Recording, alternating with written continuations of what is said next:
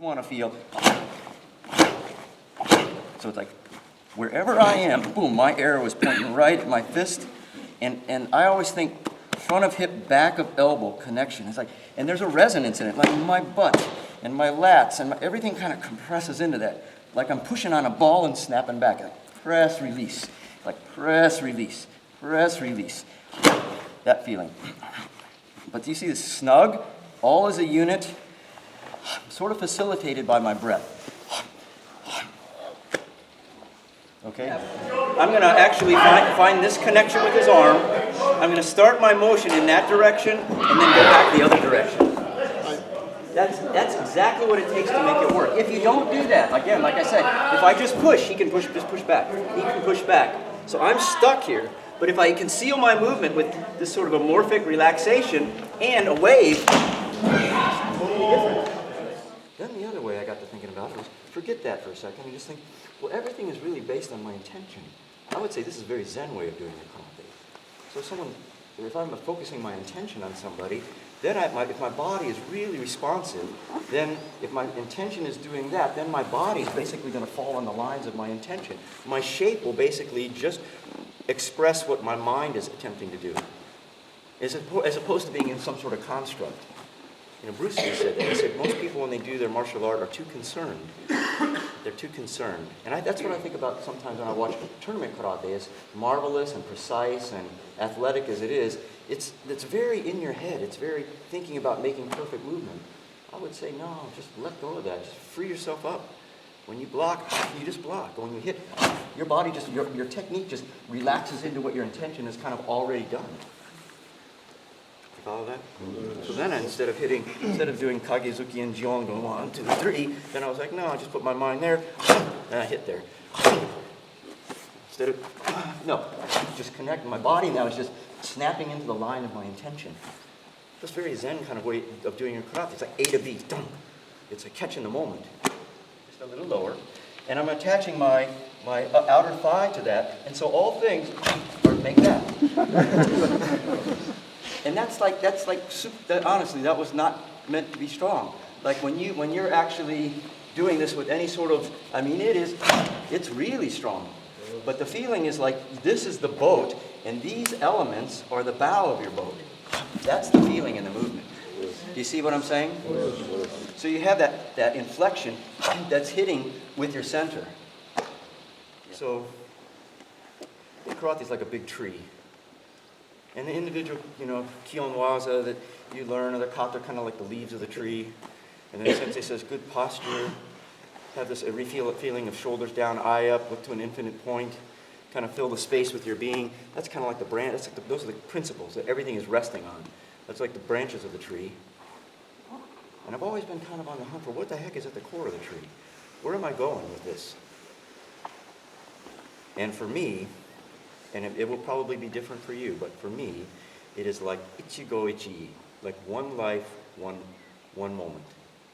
It's like, just how do I connect with the now? Because that allows me to live fully, which I equate as self-defense. You follow that thinking? Like, you don't want to get to the end of your life and say, whoa, I didn't live my life. That's not self-defense. So when you think that way, then all of a sudden funny things happen. You kind of slow down to be up to speed. You practice very deliberately. When you step, you step. And now you're engaging your existence. You're like, everything now has breadth and fullness and stepping into the momentness, which was the only thing you ever had anyway. You follow that? So I guess, sometimes you say, oh, he talks a lot, blah, blah, blah. But, I think that, I want to more than anything provoke you to have an amazing journey. Like I want you, my wish is with the love in my heart for all karateka, all people to come to this experience and find as much joy and enrichment as I did. And somehow, I never had kids, but somehow that's the ripple that I will go on after I'm gone, that feeling. So if I can infect you with that, then it's a good thing. Okay? You're like here, and you step in like that. You are not straight. You're here, but you're not here. Right? Yamazuki, I'm here. I'm not here. So as long as you can break posture, your sensei, your posture can tilt as long as you maintain your center. You follow that idea? Awesome. Okay, a couple things just talking about what we were doing a minute ago, just in some kihon. I would say this idea of like when you're punching, say in kibidachi, you want to have this. You create a shape, but you don't want to be sort of a slave of the shape. And I see that a lot of times. People make kibidachi and then they're basically really stiff like this punching. But you know, this is kind of like if you took a spring and anchored it to the ground. You want to have the ability to stretch and snap your spring. So there should be always a large amount of vitality in your movement. It shouldn't be, I would say, get as far away as you can from robotic karate. Like you want, within the shape and within the movement, you want to have this ability to create inflections and whips, all kind of like you're bending a ruler and snapping it. So when you're making your punch, I would say, if you're anything like me, you're going to sit around the house and you're going to be doing this. And then once you feel that, you're going to feel like, well, yeah, I'm actually digging my hip behind my elbow. Punching, which is way different than punching like that. You just see it? One is like my whole body engaging the punch.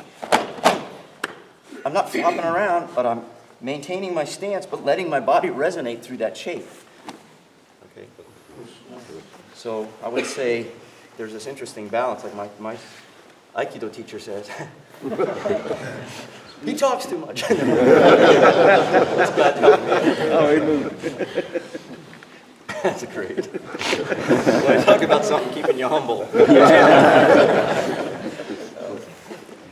My Aikido teacher says, Rick, no more form. He says that to me. I said, but sensei goes, shut up! I'm like, okay. And I get what he's talking about. I'm probably not at that level yet, so I still try to make good Zen Kutsudachi, Hokutsudachi. He says, you know, you got to, at some point, let all of that go and just be. And so my attempt is, well, the first thing I'm going to do is definitely not be stilted and inhibited by my form. I'm going to use my form to resonate and snap. So I think that's a good approach.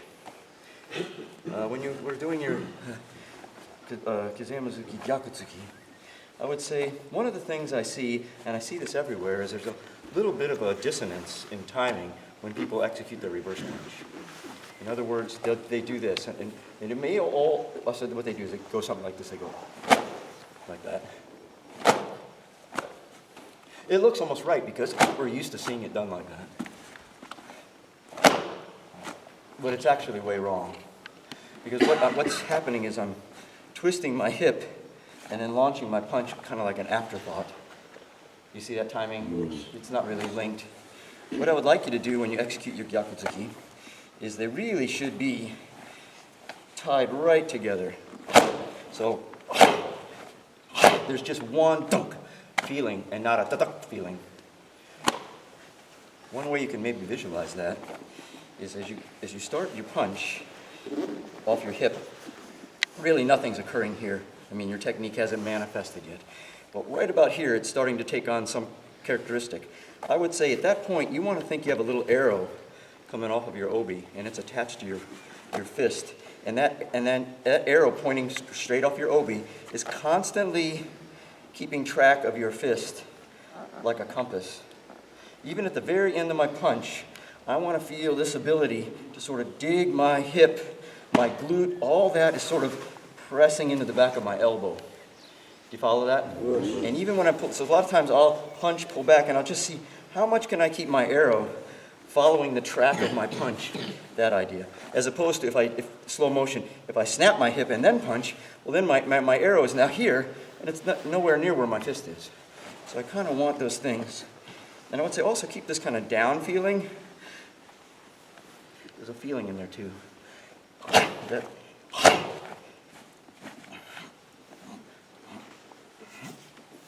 see it? I don't want to be 1, 2, 3. I want my body to always be kind of creating like a whip, a relaxed whip.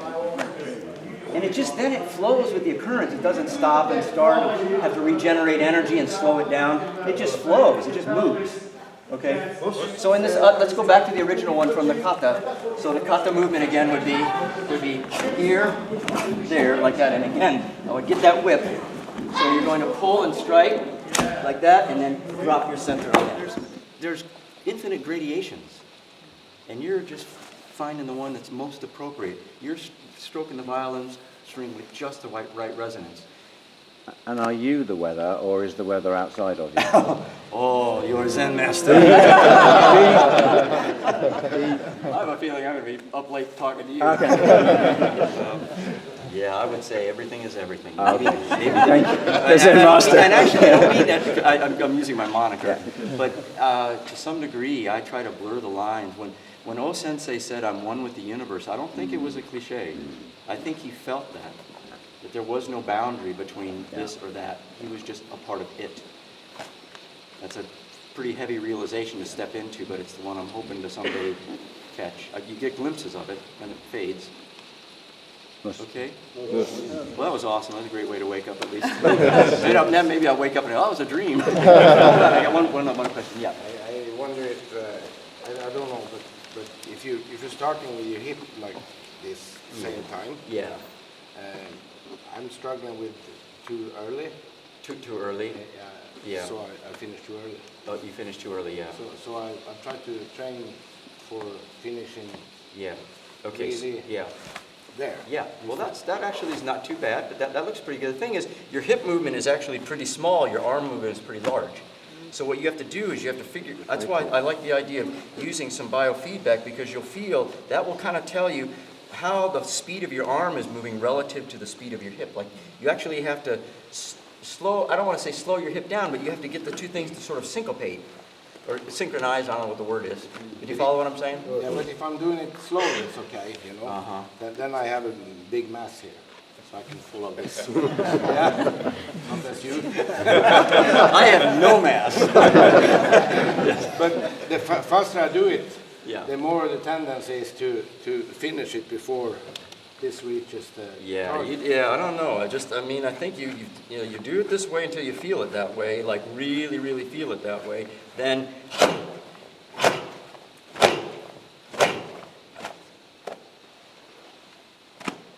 Yeah, you gotta. Because if I start a little bit too early, my hip's not gonna follow my hand. so I try to bam. Yeah. I try to. Yeah, that looks pretty good to me. I'll tell you, I stood in my kitchen for 10,000 repetitions, you know. My cat thought I had a problem, and I'm beginning to think my cat is the master. He knows everything. But yeah, you just got to feel it, you know.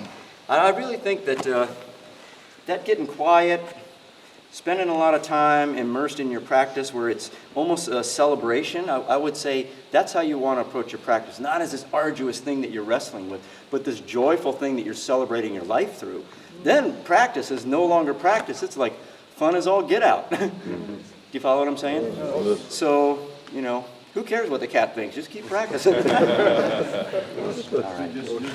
Because yesterday we were talking about that sometimes you go to the dojo, you beat yourself up because I don't know, maybe you're not a kid or something that you want. Right. So I think this is more or less the same idea that you. Yeah. I don't think self-deprecating is not a good thing. I think, you know, anytime I'm like, well, I'm really struggling with something, it's like I'm making some progress. You know, I mean, I don't know if when I do, it's hard for me to actually look back and say, how does my karate look like? I look at some of the videos like a couple of years back, and maybe it's a little bit better, but when you really don't know anything and you're struggling with a lot, like when I first picked up an Aikido practice, 2 years later, I'm like 10 times better than I was back there. Like the beginning trajectory is an awesome arc, right? So it's in the struggle that you make the most progress. So that's the part you have to be really internally smiling about. Okay? And I mean, if anything, just, you know, my bottom line is, you don't go through life beating yourself up. I mean, I'm not a great wise sage or anything like that, but your life is a blessing. We were all invited here at the party at the same time. How cool is that? I mean, that's what I think. When I sit and talk to people, that's what I'm thinking. Like, the chances of you and me being on the planet right now together is like so incredibly remote, yet we're sharing this miracle together. That kind of trumps any. I could be dying of cancer, and that would still trump that. Not President Trump, but you know what I'm talking about. I would still have a smile on my face. Okay, so. You know, I think that we really need to get back to the community, celebrating each other, and not this kind of crazy tribalism. You know, it's like you want a revolution, you gotta have to be the revolution. That's that old phrase. Be the change. Okay? All right. All right, slide.